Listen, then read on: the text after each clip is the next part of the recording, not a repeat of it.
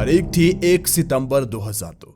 मोहम्मद साजिद नाम का एक व्यक्ति पुलिस स्टेशन भागा भागा जाता है और पुलिस को बताता है, मैंने कोई खून नहीं किया, मैंने कुछ नहीं किया। उस समय मोहम्मद साजिद के हाथ पैर पूरी तरह से कांप रहे थे। उसके मुंह से सिर्फ एक ही बात निकलकर सामने आ रही थी, मैंने कोई खून नहीं किया, मैं सिर्फ चोरी के इरादे से गया था और कुछ नहीं। फिर पुलिस वाले उससे पूछते हैं, आखिर क्या बात हो गई, तुम इतने ज्यादा घबराए क्यों और कहां चोरी की तुमने और कौन सा खून?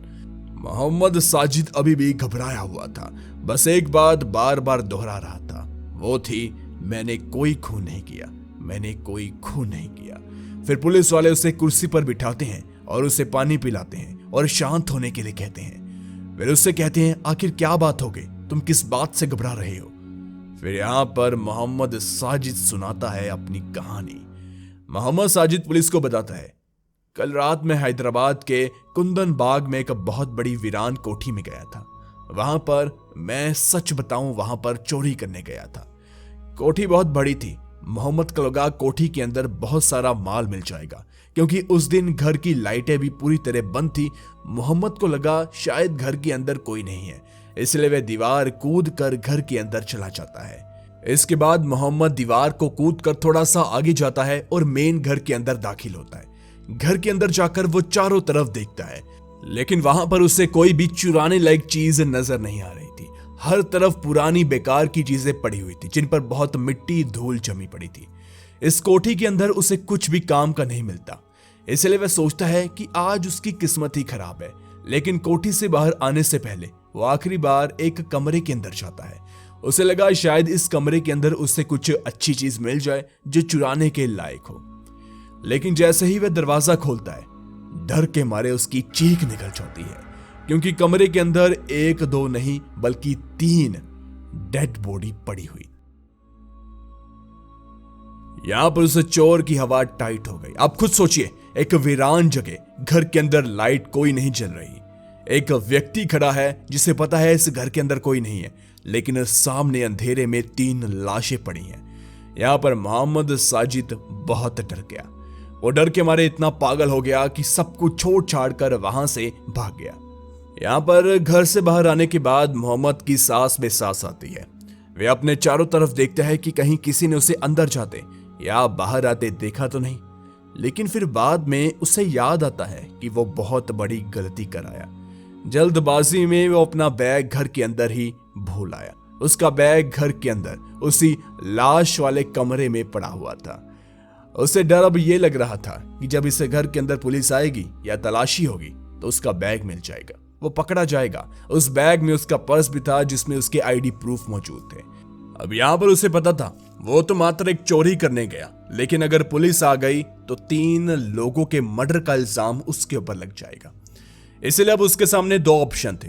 एक कि अगली रात होने तक इंतजार करे और फटाफट से जाए उस घर के अंदर अपना बैग वापस ले आए, लेकिन इस काम को करने के लिए बहुत हिम्मत चाहिए। इसलिए चोर दूसरा रास्ता अपनाता है, यानी कि पुलिस स्टेशन जाता है। अब यहां पर पुलिस को वो अपनी पूरी सच्चाई बता चुका था। जब पुलिस पूरी कहानी सुनती है तब पुलिस चोर को दबोच लेती है। पुलिस का सबसे पहला शक उस चोर पर जाता है, क्योंकि पुलिस को लगा कि जब वह इस घर में चोरी करने गया होगा तब आगे से किसी ने चोर पर हमला किया और चोर ने उन तीनों को मार दिया। लेकिन चोर का यही कहना था कि वो सिर्फ एक चोर है, खूनी नहीं। वो बस चोरी के इरादे से घर के अंदर घुसा था, लेकिन घर के अंदर पहले से 3 डेड बॉडीज मौजूद थी। उसका उन तीनों डेड बॉडी से कुछ लेना देना नहीं है। इसके बाद पुलिस मोहम्मद को साथ लेकर उसी घर में जाती है। जब पुलिस घर के अंदर जाती है, दरवाजा खोलती है तो अंदर का दृश्य देखकर घबरा जाती है। कमरे के अंदर सच में 3 डेड बॉडी मौजूद थी और उनमें से काफी ज्यादा बदबू आ रही थी।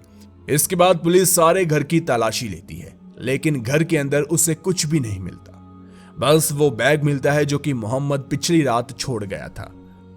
इसके अलावा पुलिस एक चीज को नोटिस करती है कि घर के अंदर कपड़े काफी ज्यादा बिखरे पड़े थे। अलमारी खोली, सब कुछ बिखरा पड़ा। घर में चीजों पर मिट्टी बहुत ज्यादा जमी पड़ी थी। इसके बाद पुलिस उन लाशों को कब्जे में लेती है और पोस्टमार्टम के लिए भेज देती है। इसके बाद ये खबर धीरे धीरे पूरे मोहल्ले में फैल जाती है और बाद में ये खबर लोकल अखबार में भी छप जाती है कि घर के अंदर 3 डेड बॉडी बरामद हुई। पुलिस का अभी भी शक उसी चोर पर यानी कि मोहम्मद साजिद पर था। पुलिस को लगा कि अपने आप को बचाने के लिए पुलिस स्टेशन आया, क्योंकि उसे पता था कि आज नहीं तो कल पुलिस उसे पकड़ ही लेगी। पुलिस को लग रहा था कि एक गैर इरादतन हत्या है, यानी कि मोहम्मद चोरी करने उस घर में गया और बाद में उसने गलती से अपने बचाव में या अपनी चोरी को बचाने के लिए किसी भी तरीके से उन लोगों को मार दिया।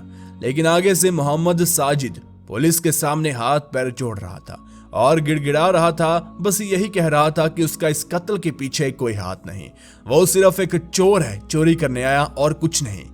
इसके बाद हॉस्पिटल में पोस्टमार्टम की रिपोर्ट आती है। जब पुलिस के हाथ वो रिपोर्ट लगती है तब पुलिस के होश उड़ जाते हैं, क्योंकि पोस्टमार्टम की रिपोर्ट के मुताबिक इन 3 लोगों की मौत करीब आज से 3 महीने पहले हो चुकी है। इतना ही नहीं, इस घर में जो आखिरी अखबार मिली उसकी तारीख भी 21 जून थी। इसका मतलब इन तीनों की मौत इस तारीख के आसपास ही हुई थी और उधर चोर यानी कि मोहम्मद साजिद बेगुनाह साबित हो जाता है, क्योंकि वो सच बोल रहा था और सच में उसने कोई भी कत्ल नहीं किया था। और पोस्टमार्टम की रिपोर्ट में भी यही आया था कि इनकी मौत किसी जहरीली चीज खाने से हुई है। अगर वो चोर इन लोगों को मारता या तो वो किसी हथियार से मारता या फिर इनका गला घोट कर मारता, लेकिन उनकी मौत तो असल में जहर खाने से हुई थी। तो इस तरह मोहम्मद साजिद तो बेगुनाह साबित होता है। लेकिन इसके बाद पुलिस को जो बात पता चलती है उसके बाद पुलिस और अचंभे में पड़ जाती है। अब देखिए, रिपोर्ट के मुताबिक यहाँ पर इन्होंने जहरीली चीज खाई है, इसका मतलब ये एक सुसाइड, खुदकुशी है। तो इसके बाद पुलिस ने ये सोचा कि इन लोगों ने अपने आप को क्यों मारा, क्योंकि एक साथ किसी इलाके में 3 डेड बॉडी एक घर में मिलना बहुत बड़ी बात हो जाती है। आसपास के लोग घबरा जाते हैं। इसके बाद पुलिस आसपास के रहने वाले लोगों से पूछती है। आगे जो लोगों ने पुलिस को बताया वो सुनने के बाद पुलिस के पैरों तले जमीन खिसक गई। आसपास के रहने वाले लोगों ने बताया, जिन 3 लोगों की मौत हुई है उनको हमने कुछ दिन पहले ही इस घर के बाहर टहलते हुए देखा है। इतना ही नहीं, कुछ ने तो ये भी कहा जिस रात चोर घर के अंदर घुसा था उन्होंने उस रात भी इनको घर के आंगन में घर के बाहर टहलते हुए देखा। ऐसा बहुत लोगों ने कहा कि हमने उसी दिन इन्हें दिन में घर के बाहर टहलते हुए देखा, जबकि इन लोगों की मौत करीब 3 महीने पहले हो चुकी है। तब लोगों ने भला घर के बाहर किन को घूमते हुए देख लिया। अब यहां पर पुलिस अचंभे में पड़ चुकी थी। आखिर पुलिस को कुछ समझ नहीं आ रहा था, क्योंकि हर एक पड़ोसी यही कह रहा था कि 3 महीने पहले तो इनकी मौत नहीं हो सकती, हमने इन्हें बीच बीच में कई बार देखा है। अब पुलिस को लग रहा था, देखिए, या तो हॉस्पिटल के पोस्टमार्टम की रिपोर्ट गलत है या फिर ये सभी लोग झूठ बोल रहे हैं। इसमें ज्यादा चांस किसके थे कि रिपोर्ट गलत है, क्योंकि सारे लोग झूठ कैसे बोल सकते हैं और क्यों बोलेंगे। इसके बाद पुलिस फिर से पोस्टमार्टम करने की तैयारी करती है। बाद में पोस्टमार्टम किया जाता है, फिर से रिजल्ट आता है वही, मतलब कि मौत हुई है 3 महीने पहले जहरीली चीज खाने के बाद। अब पुलिस के सामने यह बड़ा सवाल था, आखिर लोगों ने किन लोगों को, मतलब जो आसपास के लोग थे, उन्होंने किसको घर के बाहर घूमते हुए देख लिया, और वो भी इतने सारे लोगों ने। घर के अंदर जो 3 डेड बॉडी मिली थी उनमें से एक महिला की थी जिसका नाम जयाप्रदा था और उसके साथ उनकी 2 बेटियां थी। आसपास के पड़ोसियों का यह कहना था जब भी रात को अंधेरा हो जाता था तो महिला अपनी दोनों बेटियों को साथ लेकर हाथ में मोमबत्ती लेकर घर के चारों तरफ चक्कर लगाया करती थी।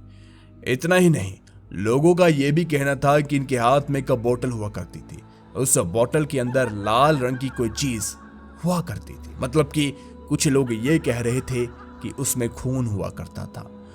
कुछ लोगों का यह भी कहना था कि उस महिला का व्यवहार बहुत अजीब था, वे आते जाते लोगों को घूर घूर कर देखा करती थी। इतना ही नहीं, वे किसी भी पड़ोसी के साथ कोई बात किया नहीं करते थे। अब पुलिस को यह जानना था कि आखिर उस महिला की कहानी क्या है, जो इस घर में आई, कब आई, क्यों आई, कैसे आई, किसके साथ रहा करती थी, उसका पति कहां पर है, यह सब कुछ वो जानने की कोशिश करती है। पुलिस को यह पता चलता है कि महिला का नाम जयप्रदा था। बचपन में ही उसकी दिमागी हालत ठीक नहीं थी, हालांकि वो बहुत अमीर परिवार से ताल्लुक रखती थी। जब यह बड़ी हुई तब घर वालों ने सोचा कि इसकी शादी करनी चाहिए, और जया के घर वालों ने लड़के वालों से यह बात छिपाई कि बेटी की दिमागी हालत अच्छी नहीं है, और बाद में उसकी शादी हो गई। शादी के बाद जया अपने पति के साथ इसी कुंदन नगर में रहने के लिए आ गई। देखिए, पहले तो सब कुछ सही चलता रहा, लेकिन धीरे धीरे जया के पति को पता चल गया कि उसकी पत्नी की हालत ठीक नहीं, यानी कि दिमागी हालत ठीक नहीं है, जिसके बाद उन दोनों के बीच झगड़ा होना शुरू हो गया। वैसे इनके बीच 2 बच्चे भी हुए, दोनों बेटियां हुई।